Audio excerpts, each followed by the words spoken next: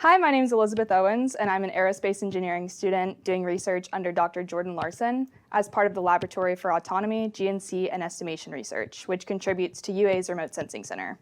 My project is titled Rangefinder-Aided Inertial Attitude Determination for Small Uncrewed Aircraft Systems. To provide a little bit of perspective, I want you to think about when you're driving a car. It's very clear the directions you can go in. You can go forwards or backwards, or you could turn left to right. For aircrafts, the limitation of the ground is removed, allowing them to have an extra degree of rotation relative to the Earth's surface. Yaw is similar to turning left to right. Pitch moves the nose of the aircraft up and down. And roll allows the aircraft to move side to side, or perform what you would think of as a barrel roll. Along with lift, which is direct up and down movement from each rotor, these rotational axes can be combined to form all movement possibilities for an uncrewed aircraft system like the quadcopter shown on the screen. No matter the available axes, it can be commonly agreed upon that any vehicle is much more useful when you know where it's going and how to get it there. To do this, we need a way of knowing exactly what degree of rotation is happening around each axis. This process is called attitude determination. The typical method of attitude determination for an aerial vehicle involves using an inertial measurement unit aided by another source, such as global navigation satellite systems. An inertial measurement unit is typically housed in the center of the aircraft. By measuring angular rates along each axis using a rate gyroscope and integrating them, as well as measuring the specific acceleration, so the acceleration minus the gravity in each direction using an accelerometer, IMU data can estimate the roll and pitch angles of an aircraft system.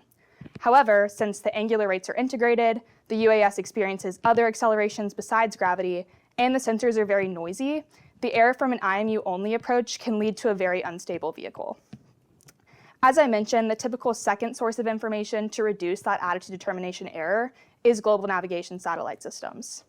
GNSS works by broadcasting known signals from satellites that can be retrieved by the aircraft. By measuring the distance that the signals had to travel, you can determine the relative distances into an attitude estimate of the aircraft. However, problems start to arise when trying to determine attitude for indoor areas such as warehouses, or remote areas that might just be hard to access with the GNSS because they have no line of sight to the open skies.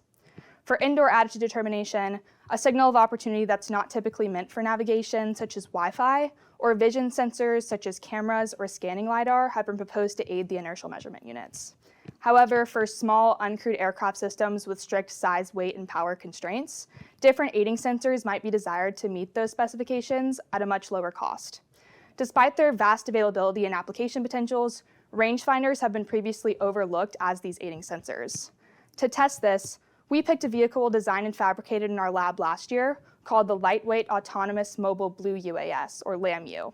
This quadcopter has 4 11-inch propellers and flies for around 30 minutes.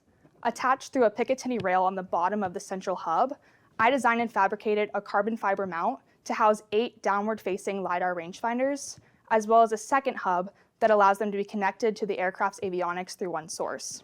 With at least 3 of these sensors measuring their distance to the floor, a representative plane can be formed to determine the relative pitch and roll angles of the aircraft. Manufactured by TeraBee, the TerraRanger Evo rangefinders selected for this project have detection ranges of up to 60 meters, allowing almost unlimited data collection in indoor or remote settings. They offer simple integration with most avionics systems, can operate in low light as well as in total darkness, and are very small and lightweight, making them a potentially great choice as they add negligible weight to the aircraft as it flies. As I mentioned, most aircrafts do run an inertial measurement unit near the center of the aircraft. LAMU uses Boulder Flight Systems Flight Management Unit for Research, or FMU-R. The FMU-R runs the open source flight software Sparrow, or the Simulink C++ platform for aeronautics and autonomy research and operations. This allowed us to develop drivers to save the TeraBee data with the IMU data.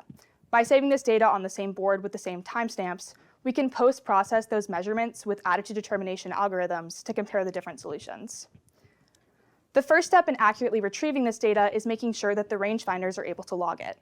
Currently, we're in the process of testing the rangefinders to ensure that they take accurate measurements. For example, as in the case shown on the screen, if there's an object 4 meters away from the rangefinder, it's important that the rangefinder is able to log that distance correctly as 4 meters to ensure that percent error is not added to our data due to incorrect data collection. We're using the driver for the rangefinders written by Boulder Flight Systems CEO Brian Taylor, Sparrow, and a combination of MATLAB Simulink and C++, to integrate the lidars into the already written flight code for the aircraft, working to make sure the data collected by the rangefinders is able to be synced in real time to the data collected by the FMU-R. As I mentioned, this will allow us to have a much easier time analyzing the differences in the data because the sources will be compared directly against each other. For the actual flight testing, we'll be using an object-free flat and level floor and an indoor cage as a base attitude. While GNSS works by broadcasting signals to actual places on the aircraft, the rangefinder sensors will detect the differences between themselves and the ground directly below them. When this flat and structured floor is used, the distances combined can help us determine the rotation angles on each plane formed by a pair of rangefinders. For example, on a single line plane of 4 rangefinders, if one side has a greater distance to the ground than the other, we know the aircraft is angled upwards in favor of the higher side. This data will be processed and compared to the inertial change detected by the Flight Management Unit for research. But how are we supposed to know if this data we're collecting is actually accurate? During the flights, we'll collect footage in an OptiTrack cage provided by Dr. Zhao in the Autonomous Systems and Control Lab. By collecting this data with real-time footage using the cameras, we'll be able to get an attitude truth that can be compared side by side with the data retrieved by our rangefinders, our gyroscope system, and our accelerometers. We'll also be studying the accuracy of our system by placing several rangefinders along each axis to determine if the flat floor assumption is incorrect and the rangefinders shouldn't even be used to aid the inertial measurement unit. For example, if there's an object beneath the aircraft, the straight line distance to the floor from the rangefinders would not relate to an exactly flat line on the floor. This would be noticeable if there was an object of really significant height, but there might be some false alarm due to the measurement noise of the rangefinders. Using the flight test data, we can analyze how accurately the system's able to detect those objects that are beneath it. A process known as the Error State Extended Kalman filter will be used after data collection for all the attitude determination algorithms, estimating the pitch and roll attitude angles of the aircraft. This approach estimates the attitude by focusing on the error between the predicted and the measured data.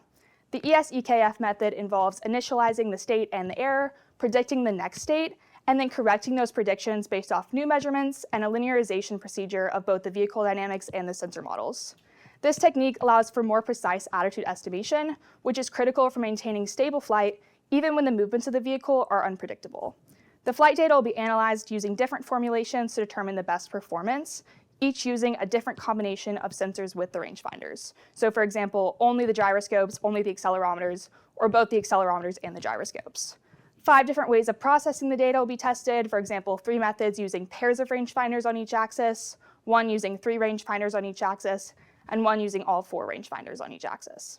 We anticipate these results to demonstrate that the rangefinder-based system can reliably determine the roll and pitch angles with a sufficient enough degree of accuracy to enable that attitude stabilization. This can significantly enhance the operational capabilities of indoor aircraft systems and has a multiplicity of real-world applications as seen on the screen. This technology can be particularly beneficial in scenarios where the GPS system is unavailable and the environment's highly structured, like factories or warehouses, but also in remote environments where you just can't reach GPS. The simplicity of the system also allows for really easy integration into existing platforms with really compute needs, making it possible for the system to be widely adopted. Thank you so much for your time. Are there any questions? Yeah, Michael.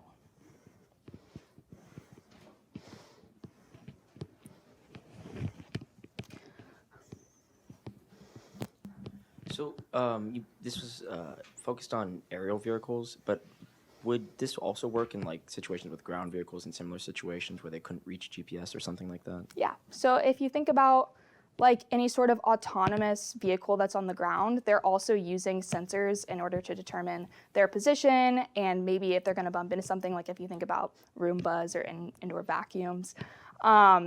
They're obviously using sensor systems, but also, as I mentioned, that indoor navigation using a signal of opportunity like Wi-Fi. So I would expect that on a larger scale, that's not very cost efficient. So this would give a more cost efficient method of doing that.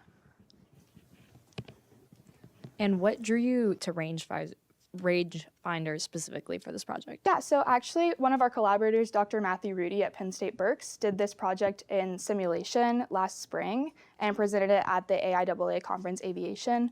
And we were really interested in how this could be scaled and doing it in real world scenarios instead of just in simulation.